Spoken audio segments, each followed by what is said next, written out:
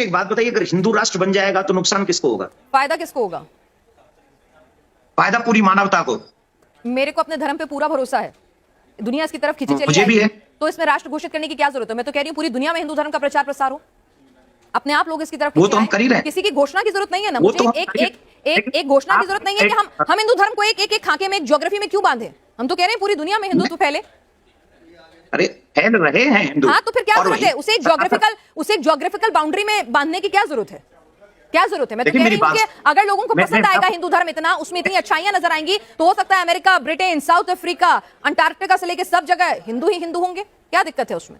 ये तो लोगों को तय करने दीजिए ना कि इसमें इतनी अच्छी खूबियां, उसे एक ज्योग्राफिकल बाउंड्री में बांधकर क्यों कैद कर रहे हैं? अच्छा एक बात बताइए, अभी आपको लगता है कि जिन जिन जगहों के नाम आपने लिए वहां हिंदू नहीं है? हैं, बिल्कुल है। तो मैं वही तो कह रही हूँ आपसे कि ज्योग्राफिकल बाउंड्री में क्यों बांधना है? क्या सेकुलर स्टेट रहने देने में क्या दिक्कत है? क्या नुकसान हो रहा है? किसी हिंदू धर्म की जान को खतरा हो रहा है? किसी हिंदू की के साथ कोई दिक्कत हो रही है? जिस समय हम लोग आजाद हुए थे 75 साल पहले, उस समय की हालत में और आज की हालत में क्या फर्क है? नहीं, आपको क्या फर्क लगता है? आपको क्या फर्क लगता है? मुझे तो मेरा उन्नत भारत नजर आता है, आगे बढ़ता हुआ भारत नजर आता है। सुनिए, 8 से 9 स्टेटों में हिंदू अल्पसंख्यक हो गया। अच्छा। और धीरे धीरे सनातनियों का धर्म परिवर्तन कराया जा रहा है। धीरे धीरे सनातनियों के ऊपर जातीय या कैसे कैसे प्रहार किए जा रहे हैं। धीरे धीरे एक कुर्सी के लिए हम लोग किसी भी सीमा को पार कर रहे हैं, क्योंकि हम सबको कुर्सी चाहिए, हम सबको देश अखंड नहीं चाहिए। अगर हम देश के लिए नहीं रहेंगे, अब हमारी परंपराएं कहां चलेगी बताइए? संस्कृति, इन 75 सालों में हमारे देश के संस्कारों का क्या हाल हुआ? आप जरा कृपा करके मुझे अपने नेशनल चैनल पे बताइए। आज हम क्या उसी संस्कार के साथ जी रहे हैं जो 75 साल पहले जी रहे थे? देवकीनंदन ठाकुर जी, आप मोबाइल का इस्तेमाल करते हैं, आप मेरे साथ स्काइप के जरिए जुड़े हुए हैं। इंटरनेट टेक्नोलॉजी के इस्तेमाल में बहुत कुछ बदल रहा है ना? बिल्कुल बदल। ठीक है, तो ऐसा नहीं है कि लोग बाग परंपराओं का पालन नहीं कर रहे होंगे, पांचों उंगलियां बराबर नहीं होती, परंपराओं का पालन हो भी रहा है, कुछ छूट भी रही है, उनको रिवाइव करने की कोशिश भी हो रही है। क्या आपको मालूम भी है कितने माँ बाप जो है घर में बूढ़े बूढ़े अकेले पड़े और आंसू बहा रहे हैं? मैं कथावाचक हूं, मेरे पास में इतने लोग आते हैं और उनके दुख दर्द, आप क्योंकि आप पत्रकार हैं, आप एक सीमित दायरे में, मैं असीमित दायरे में जाता हूं और वहां जब दर्द सुनता हूं ना तो हृदय कांप जाता है मेरा सनातनियों का, क्योंकि वो मेरे संस्कार नहीं। दर्द इसलिए है क्योंकि माता पिता इसलिए अकेले हैं क्योंकि भारत हिंदू राष्ट्र नहीं है। मतलब एक आदमी अपने माँ बाप को छोड़ गया, इसीलिए छोड़ गया क्योंकि भारत हिंदू राष्ट्र नहीं है। इसका हिंदू राष्ट्र से क्या लेना देना है? तो संस्कार, लोगों की सेंसिटिविटी की बात है ना सर। गलत तरीके से आप मेरी चीज को गलत तरीके से प्रस्तुत कर रही है।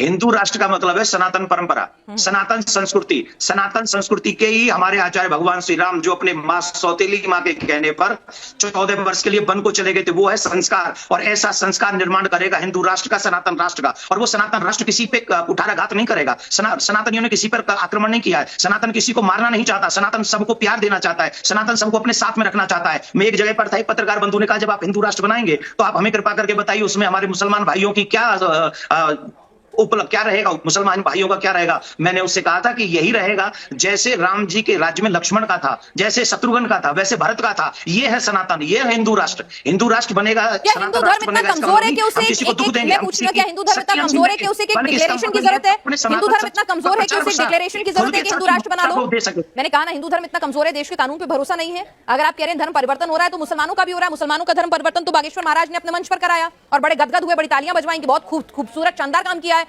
वो अगर हिंदू धर्म में आए तो बहुत बढ़िया काम हो रहा है, लेकिन अगर हिंदू चला जाए तो पाप हो रहा है। ये डबल स्टैंडर्ड क्यों देवकीनंदन ठाकुर जी?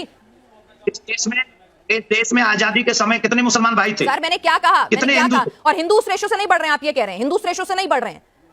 जो 125 करोड़ की आबादी हो गई, हिंदू उस रेशो से नहीं बढ़ रहे हैं। अगर रेशो की बात करें, फर्टिलिटी रेशो की बात करें, अगर हम बात करें कि किस रेशो से बढ़ रहे हैं, तो आप कह रहे हैं कि हिंदू मुसलमान अलग अलग रेशो से बढ़ रहे हैं। क्या बात करें? 125 करोड़ की आबादी में क्या फिर 70% मुसलमान हो गए क्या? सर एक सेकंड, मैं आपसे की बात ही नहीं की। सर मैं वही आप कर रही हैं। नहीं सर, मैं आपसे ये पूछ रही हूं कि क्या हिंदू धर्म को, क्या हिंदू, एक मिनट, हमारे देश के कानून पर आपको भरोसा है? पूरा संविधान पर पूरा भरोसा है। पूरा भरोसा है। इस देश में धर्म परिवर्तन के खिलाफ कानून है और कड़े कानून बन रहे हैं।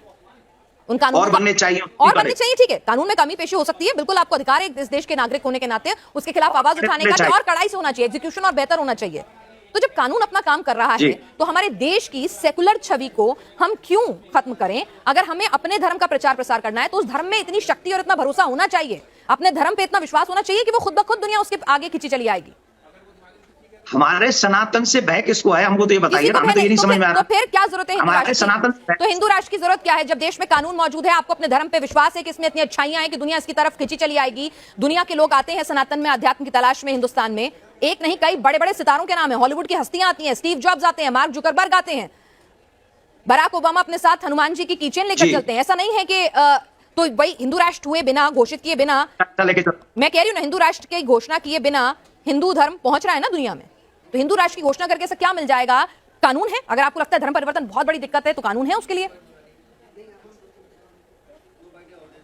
और कड़े कानून बनवाइए, बस इतना ना। तो अगर कानून कड़े हो जाए तो हिंदू राष्ट्र नहीं चाहिए ना आपको? फिर अगर कानून कड़े हो जाए तो हिंदू राष्ट्र नहीं चाहिए ना?